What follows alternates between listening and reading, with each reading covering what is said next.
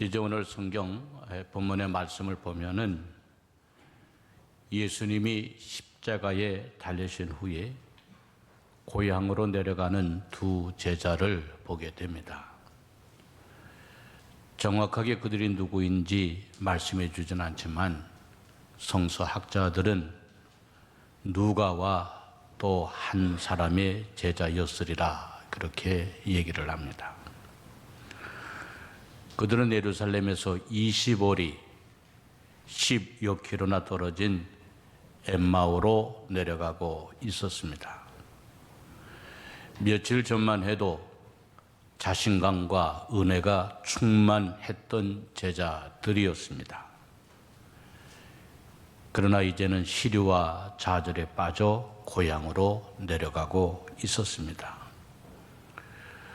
보리떡 5개와 물고기 2마리로 5,000명을 먹이시고 12광줄이나 남기신 주님이시라고 한다면, 38년 된 병자를 고치시고 죽은 나사로를 살리신 분이시라고 한다면, 수많은 병자를 고치시고 하나님의 말씀을 권세 있게 전하신 분이라고 한다면,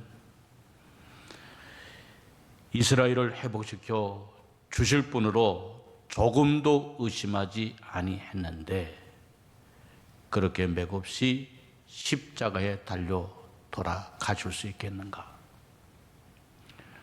정말 하나님의 아들이라면 십자가에 달린 그 순간이라도 하나님의 하늘에 천군 천사를 보내시어서 얼마든지 큰 이적을 행할 수도 있으셨을 터인데 그렇게 비참하게 십자가에 달려 돌아가실 수 있겠는가? 이런 얘기를 하며 제자들은 예수님의 무덤까지 가서 확인한 후에 허무와 허탈에 빠져 고향으로 내려가고 있었던 겁니다. 그런데 그때 부활하신 예수님이 그들 사이에 끼어들었습니다. 제자들은 예수신지를 알지 못하였으나 예수님은 그들에게 성경 말씀에 대하여 얘기해 주었고, 동행하시다가 날이 저물매 제자들이 강건하여 자기들과 함께 집에 들어가 유숙하기를 청하셨습니다.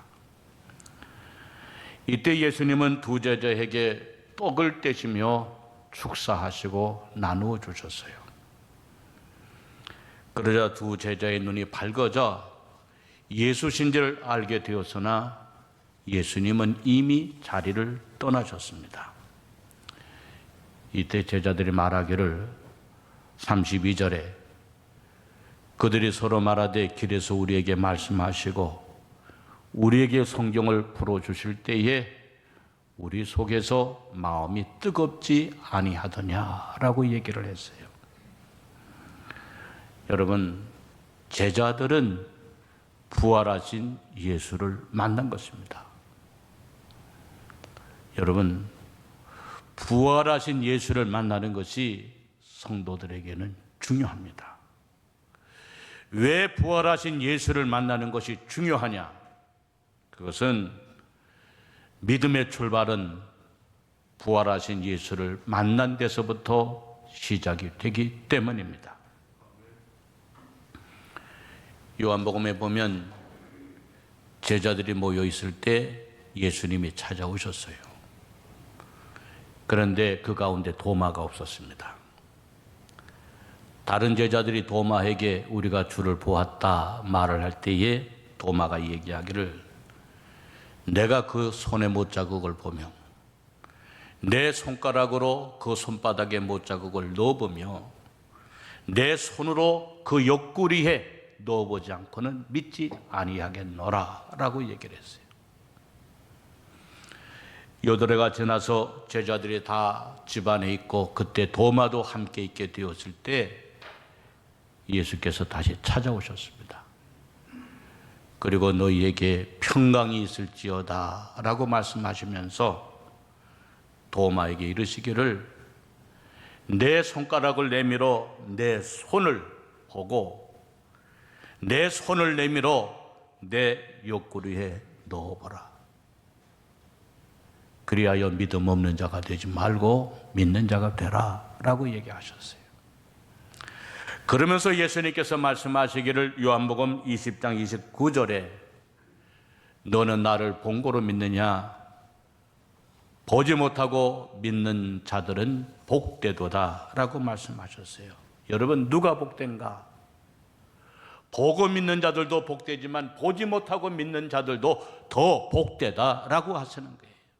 왜 복된가?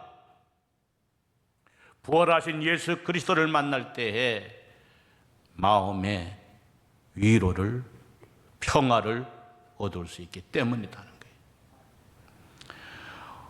오늘 본문에 제자들의 마음을 보여주고 있는데 17절의 말씀에 보니까 두 사람이 슬픈 빛을 띠고 머물러 서더라 그랬어요.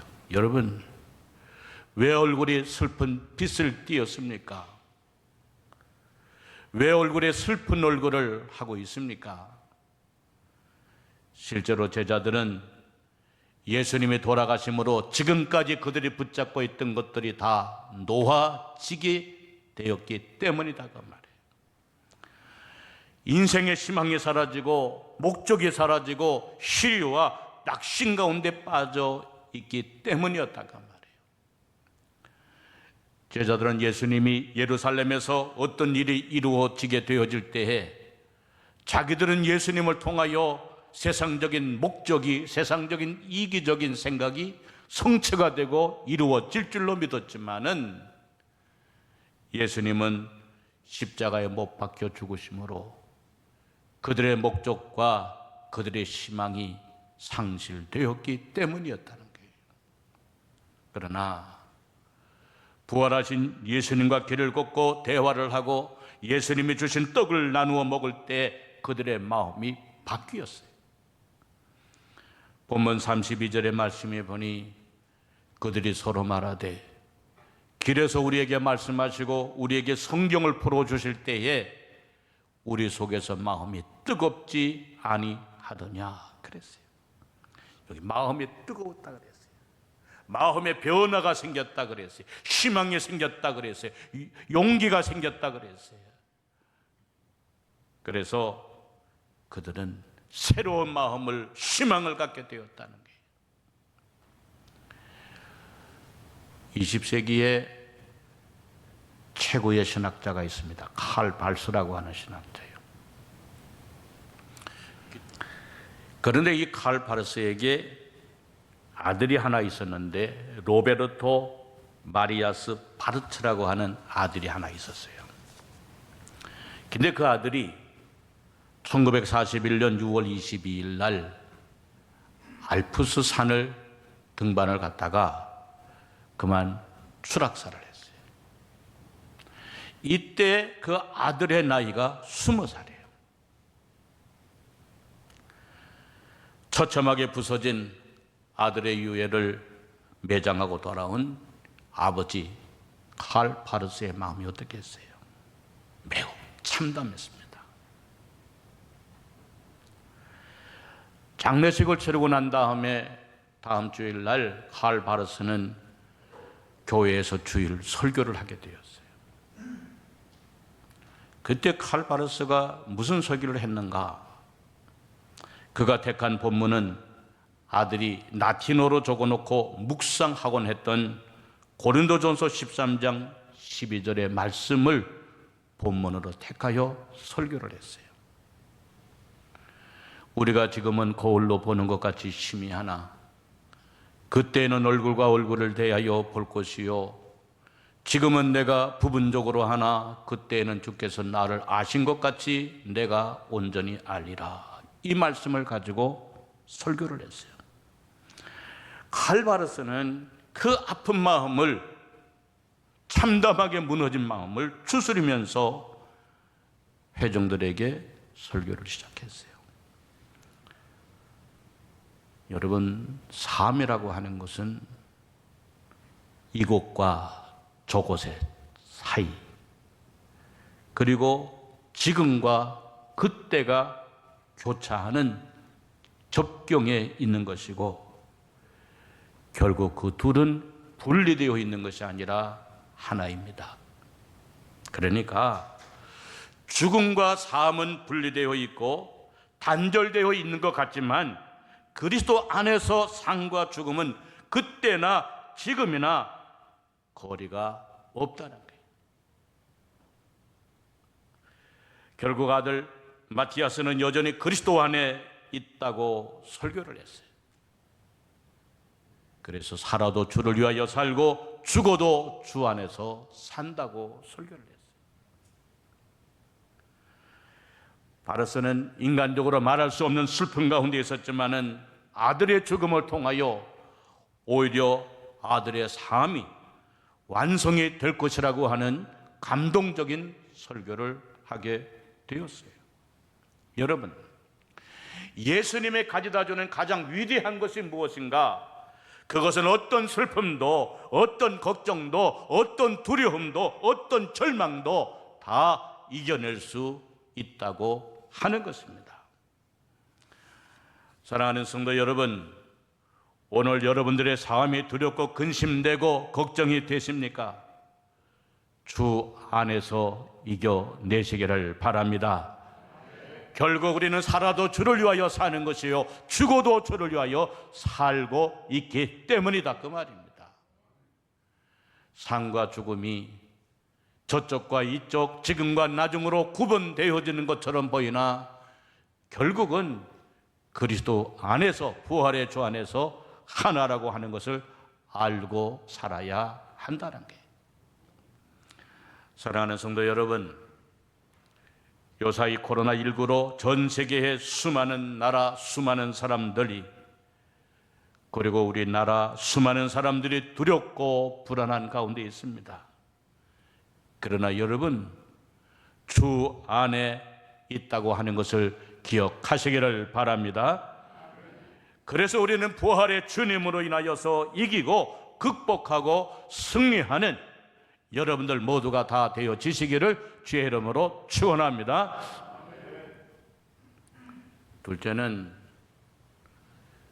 부활의 주님은 우리에게 희망을 가져다 주기 때문입니다.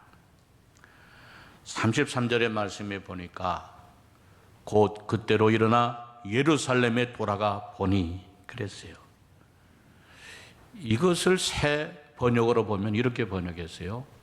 그들이 곧바로 일어나서 예루살렘으로 돌아왔다 그랬어요. 이것을 예전에 한글 개역 성경으로 보면 즉시 곧 그때로 일어나 예루살렘에 돌아갔다 그렇게 번역을 했어요. 여러분 생각해 보세요.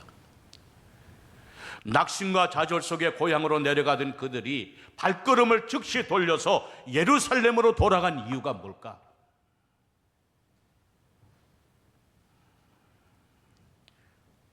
무엇이 낙심한 그들로 하여금 용기를 갖게 하여 주었을까? 고향으로 내려가던 그들의 발걸음을 돌려서 예루살렘으로 다시금 돌아서게 했던 그 이유가 뭘까?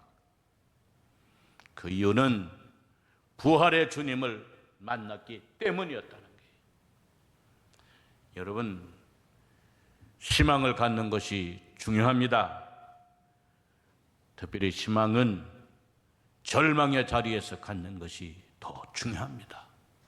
오르막의 자리에서 갖는 희망보다 내리막의 자리에서 갖는 희망이 더 중요합니다.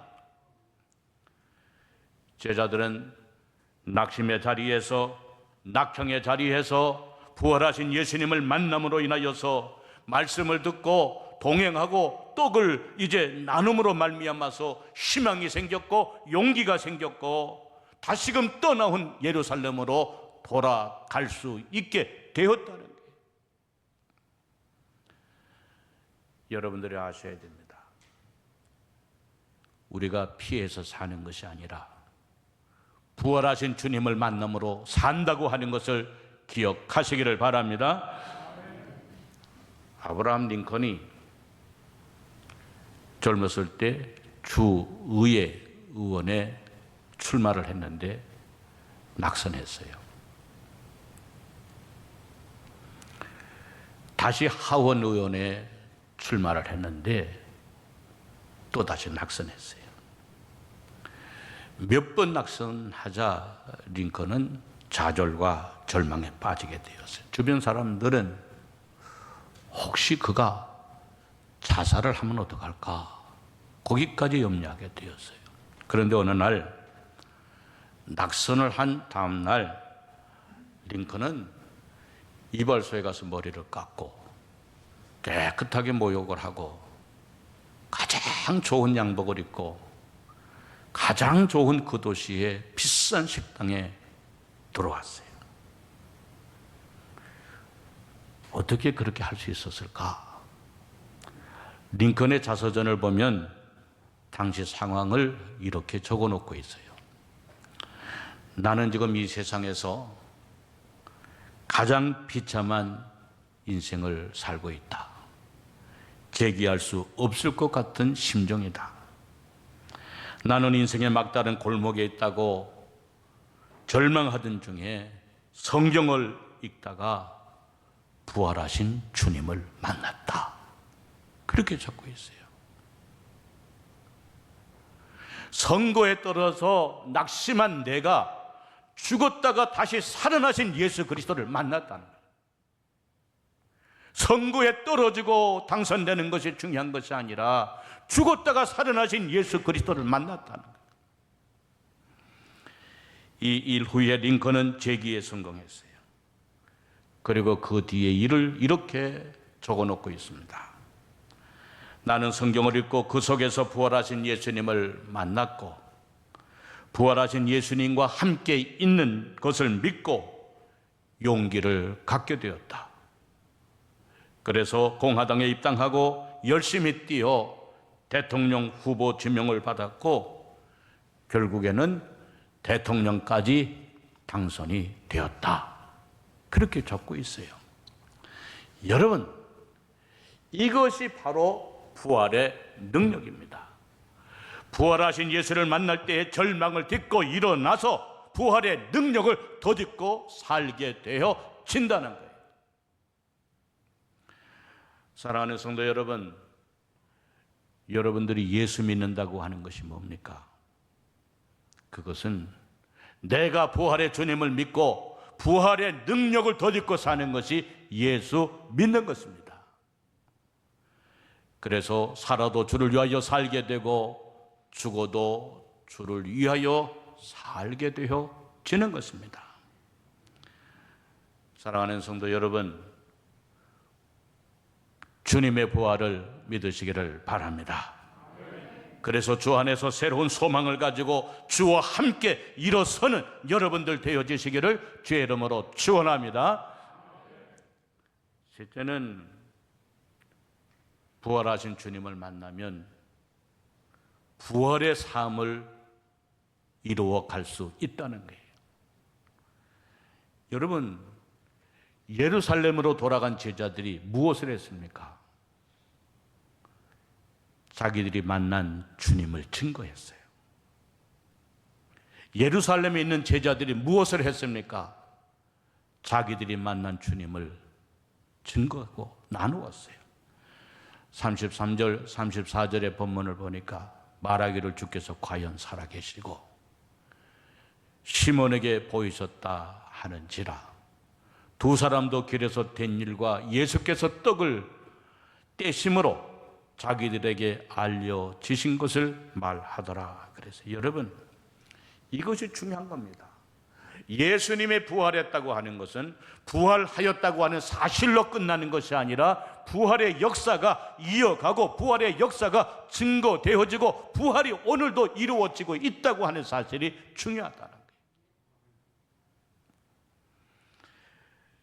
그래서 주님의 부활을 믿는 우리들이 있는 곳이 부활의 세상으로 만들어가야 한다는 거예요. 그러므로 오늘 우리들은 죽은 자의 부활이 아니라 산 자의 부활로 만들어가는 여러분들이 되어지시기를 주의 이름으로 축원합니다. 사랑하는 성도 여러분, 우리들은 지금 살아있으면서도 죽음을 느끼고 있습니다. 지금까지 우리들이 믿어왔던 모든 것들이 처참하게 무너져 내리고 있습니다. 꿈이 무너지고 희망이 무너지고 인간의 건강이 무너지고 신뢰가 무너지고 과학이 무너지고 의료 체계가 무너지고 경제가 무너지고 정치가 무너지고 국제 관계가 무너졌습니다. 이렇게 우리가 살아있는 동안에 전 세계의 모든 것들이 다 무너져 내릴 줄은 우리는 꿈에도 상상하지를 못했습니다. 그러나 여러분, 이제는 다시 일어나야 됩니다. 다시 세워가야 합니다. 그런데 문제는 어떻게 무엇으로 일어나고 무엇으로 세워갈 수 있는가가 하는 것이 중요합니다. 여러분, 어느 한 나라의 지도자로 인하여서 혹은 정당으로 인하여 세워질 수 있는 것이 아니라, 이루어질 수 있는 것이 아니라 만왕의 왕 전능하신 하나님 부활의 주님으로 말미암아 일어나고 세워질 수 있음을 알아야 한다는 거예요. 링컨의 유망한 게티스버그의 연설이 있습니다. 미국이 남북전쟁으로 22년 반 동안 25만 명이 죽었어요. 2년 반 동안 25만 명이. 이때 가장 치열했던 전투가 어디 있는가 하면 펜실바니아의 게티스버그에서 벌어진 전투였어요. 그때 게티스버그의 인구는 몇천 명이 불과했어요. 그러나 거기서 죽은 군인 숫자는 8천 명이 넘었어요. 8천 명이 넘은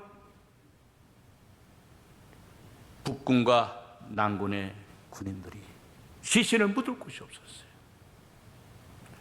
도시보다도 몇 배 더 많은 사람이 죽었기 때문에. 그래서 링컨 대통령은 뒹굴고 있는 이 시신들을 해소하여서 이제 묘지를 만들게 되었어요. 공동묘지를 만들고 공동묘지의 준공식에 맞춰서 15,000명의 사람들이 미국 전역에서 모여들었을 때에 링컨이 유명한 게티스버그의 연설을 하게 되는 거예요. 이 연설문의 마지막에 이렇게 끝을 내고 있습니다. 하나님과 함께하는 이 나라는 새로운 자유를 얻을 것입니다. 국민을 위한 정부는 결코 이 지구상에서 사라지지 않을 것입니다. 라고 하는 유명한 연설로 끝을 맺습니다.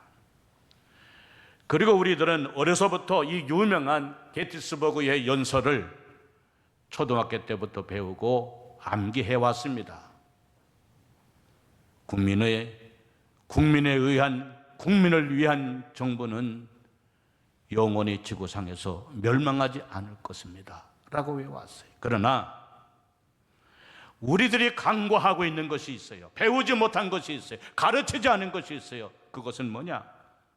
하나님과 함께하는 이 나라는 이라고 하는 말을 가르치지도 않았고 배우지도 않았고 외우지도 않았어요. 링컨이 국민을 위한 정부는 그 전제 조건이 뭐냐? 하나님과 함께하는 이 나라는 그 말입니다. 여러분들이 아셔야 돼요. 이번 수요일 날 4월 15일 총선을 하지만 우리나라의 소망이 정치가들에게 있고 우리나라의 소망이 정당에게 있는 것이 아니라 역사를 주관하시는 하나님께 있다고 하는 것을 알아야 한다는 거예요. 정치가들이 하나님을 두려워하고 정부가 하나님을 두려워하고 하나님의 축복의 통로가 되어서 주어진 역할을 감당할 때에 사라지지 않는 나라가 되어진다고 하는 사실을 알아야 한다는 거예요. 사랑하는 성도 여러분, 부활의 주님은 이례적인 부활의 사건으로 끝난 것이 아니라 오늘도 부활의 주님은 살아서 우리 가운데 부활의 역사를 베풀어 주시는 분이심을 믿으시기를 바랍니다. 주님이 말씀하셨어요. 수고하고 무거운 짐진 자들아 다 내게로 오라. 내가 너희를 쉬게 하리라. 올해 우리 교회의 표가 쉼을 주는 교회 그랬잖아요. 주님 안에서 우리 영혼이 쉼을 얻고 가정이 쉼을 얻고 사회가 쉼을 얻는 교회가 되어져야 돼요. 예수님이 승천하시기 직전에 맨 마지막으로 주신 말씀이 뭡니까? 마태복음 28장 20절에 내가 너희에게 분부한 모든 것을 가르쳐 지키게 하라. 볼지어다 내가 세상 끝날까지 너희와 항상 함께 있으리라. 여러분, 오늘도 부활의 주님이 세상 끝날까지 여러분의 세상을 사는 날까지도 함께하여 주실 줄로 믿으시기를 바랍니다. 그리고 부활의 주님께 우리의 소망을 두고 살아가는 우리들이 되어져야 하는 겁니다.